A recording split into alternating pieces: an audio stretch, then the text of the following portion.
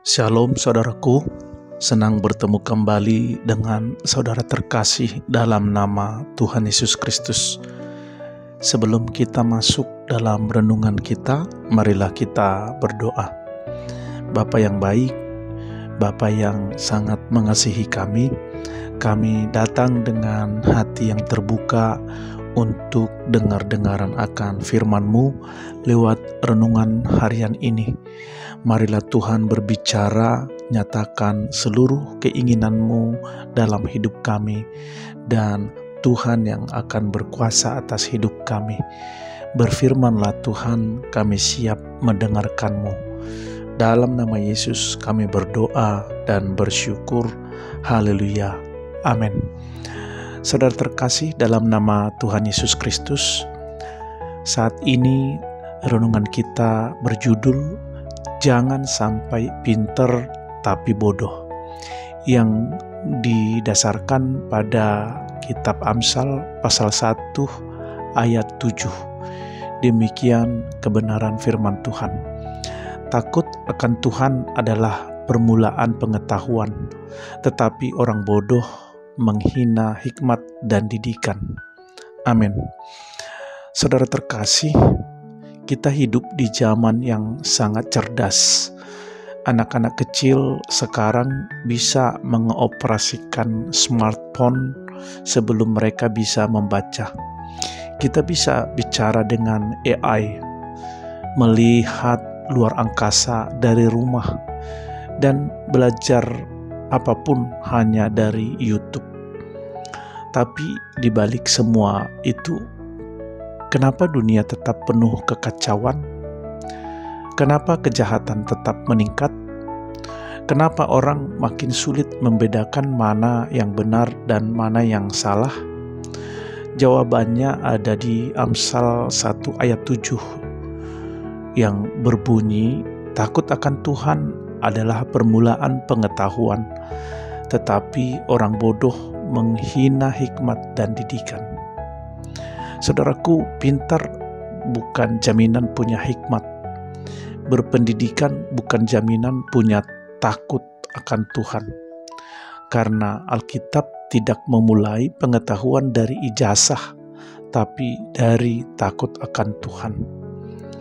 Saudaraku, kata takut akan Tuhan bukan berarti takut seperti kita takut gelap atau takut dihukum.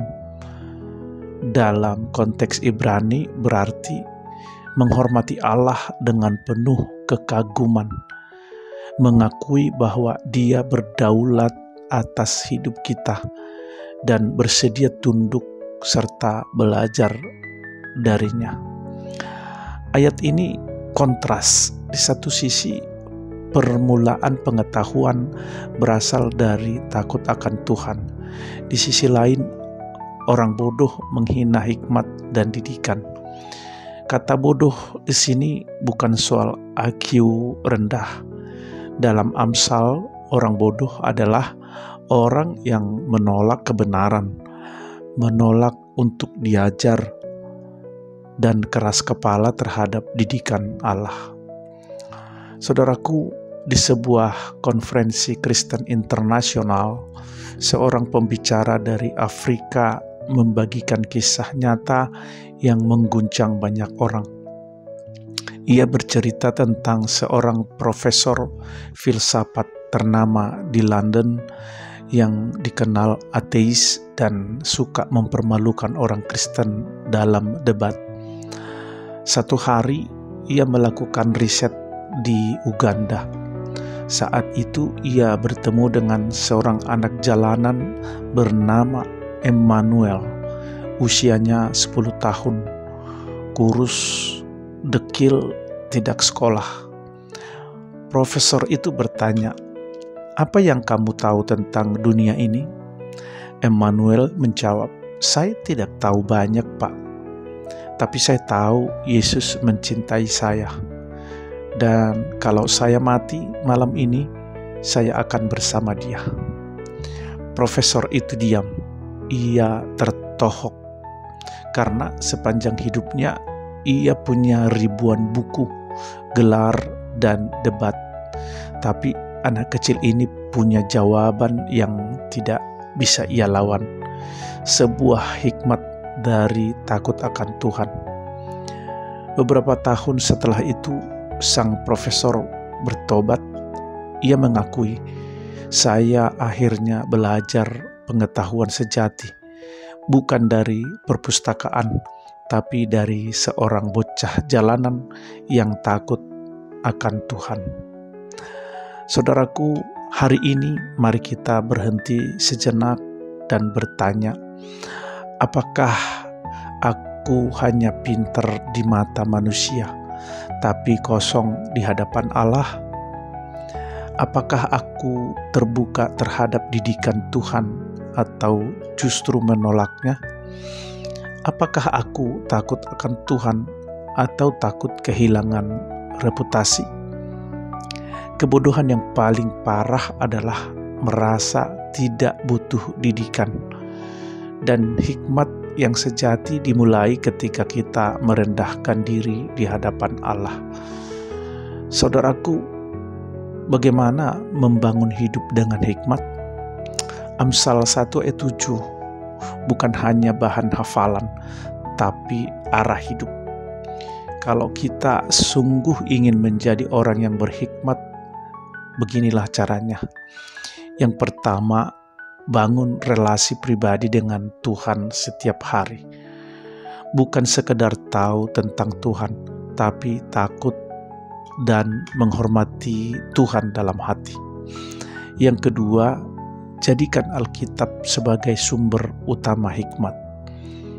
YouTube boleh jadi tempat belajar, tetapi Alkitab adalah fondasi. Dan yang ketiga, terbuka terhadap teguran dan didikan. Didikan Tuhan bisa datang dari khotbah, teman rohani, bahkan masalah. Dan yang keempat, jangan menyombongkan kepintaran. Ingat 1 Korintus 8 ayat 1b, pengetahuan membusungkan tetapi kasih membangun. Yang kelima, ajak generasi muda takut akan Tuhan. Hikmat bukan warisan genetis, tapi bisa diajarkan lewat teladan hidup.